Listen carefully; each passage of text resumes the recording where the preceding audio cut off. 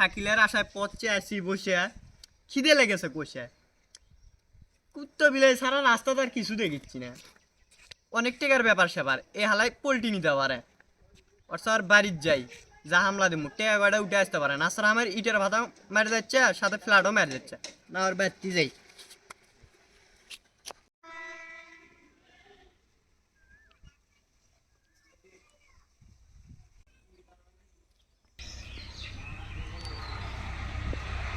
মোটে যাইরা মনে করো না আমি মানুষের নাগালেটা মা বিয়া দিবা, আমি সব কিছু ভুলে যাবো। তোমার কালকে গেছি টিয়ার কথা, টিয়া কত দূর কুটি তাড়াতাড়ি আনো, আমার এই মধ্যে টাকা লাগবে।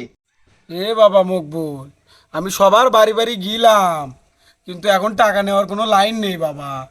এই যে কিছুদিন পরেই তো সালাদ আসা শুরু হবি, এইটুকু একটু সবুর কর বাবা। শালা ভাত জুটিচ্ছে না পেট, শালা দুট করছে। 50 লাখ টাকা আমার এখন লাগবে, তুমি কুটি বাবা জান না আইনে দাও। এ বাবা মকবুল, তুই তো ব্যবসার কথা করছু না রে বাবা, তুই তো রীতিমতো জুলুম করতিছু। মানে স্বৈরাচারী যাদের আমি টাকা দিলাম তারা তো এখন ব্যবসার কাজে লাগাচ্ছে বাবা, ওদের থেকে টাকা কেমনে চাই, রীতিমতো জুলুম হচ্ছে। টাকা যেটি লাগাছে ওর চেয়ে উপরে এনে দিবের কম আমার। এ বাবা মকবুল, একটু সবুর কর বাবা। তুই যাদের সঙ্গে কথা বলেছিস ফোনে তাদের একটু থেকে সময় নে, 10-12 দিন একটু সময় নে।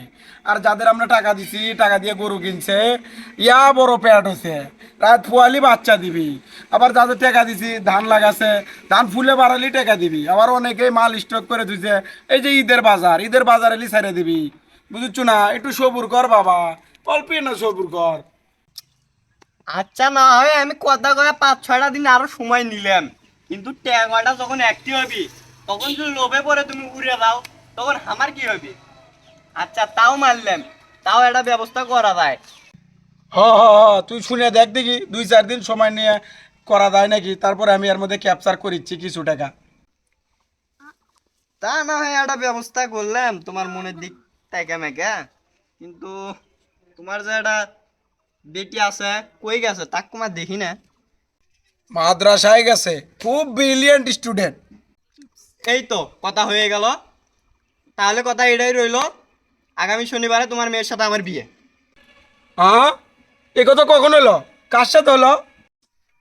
দেখো তো, আমি তোমার থেকে টাকা পয়সা চাইছি, এখন তোমার মেয়ে আমার সাথে বিয়ে দাও, এটা তো কোনো খারাপ প্রস্তাব না। আর আমি তো এমনি তো বিয়ে করিনি। আর তুমি এদিক টাকা পয়সা লাইন ঘাট করো, আর টাকা পয়সা হলে তোমার মেয়ে তুমি নিলে নাও, না নিলে না নাও, আমার কাছে থাকবি নি, এটা তো কোনো খারাপ প্রস্তাব দেই না আমি। এ মকবুলে, তুই খারাপ সেটা আমি জানি, আর তুই আমার সাথে ব্যবসা করিস, আমি জানি শুনে এক সুদ করে সাথে আমি আমার মেয়ে বিয়ে দেবো। ও মকবুল্লা সুদ খায় দেখে মকবুল্লা খারাপ? আর শাকিল তুমি তুমি এইদিকে সুদ খাচ্ছ, আর ওইদিকে তোমার মেয়ে মাদ্রাসায় যাচ্ছে, আর তোমার টাকা হালাল হয়ে যাচ্ছে। এ মকবুলে, আমি সুদ খাই, আমি সালাদ নেই, তাতে কোনো সমস্যা নাই। তুই আমাকে 100 বার ক, আমি মানে নেবো, কিন্তু আমার মেয়েটা খুব ভালো, 5 ওয়াক্ত নামাজ পড়ে। ও তোমার সালাদে খুব স্বাদ, সুদখোরের বেটি হতে পেরেছে, সুদখোরের বউ হলে দোষ। ও সুদখোরের বেটি হতে পারবে, সুদখোরের বউ হতে পারবে না, না? এ তুই কি বুঝাতে চাচ্ছিস? 5-7 দিন পরে এসে তোর টাকা নিয়ে যাস, তুই যা। বললে বাদ দাও, আমি বুঝি না, আমার কিন্তু এখন প্রেশার উঠে গেছে। মেয়ে বিয়ে দাও, না হলে কিন্তু আমি সালিশের পথে হাঁটবো। বললে কথা বাদ দাও, আমার কিন্তু এখন প্রেশার উঠে গেছে। তোমার মেয়ে দাও, না হলে আমাকে টাকা দাও, না হলে কিন্তু আমি সালিশের পথে হাঁটবো। আজকে ইউনিয়নের পরিষদে যাবো। হুম, সালিশে যাবা? মাতব্বরের কানত পানি দিয়ে আসবা? মাতব্বর তোমার একার, মাতব্বর আমারও। তুমি আমার একটা পরেশগার মেয়ে, তাক বিয়ে করবা, আবার টাকাও নিবা, তোমার সবই থাকবি, তাহলে আমার কি থাকবি? ওই শাকিল্লা, সরি, সদ্য পিতা সমতুল্য শ্বশুর আব্বাদান, টেকার খিদে সবারই আছে। আর ওই সালিশ করে কি নাম, মাতাব্বর, ওর হাতত আমি দিয়ে এলাম 1-2 বান্ডিল বিসের টিসের, ওর হাতত দিয়ে আমি ছেড়ে দিয়ে এলাম। তুই এসে কি করবি করবি নি, আমি গেলাম। এই মকবুল আমার ভরা মজলিসে আমার ইজ্জতটা খাবি রে।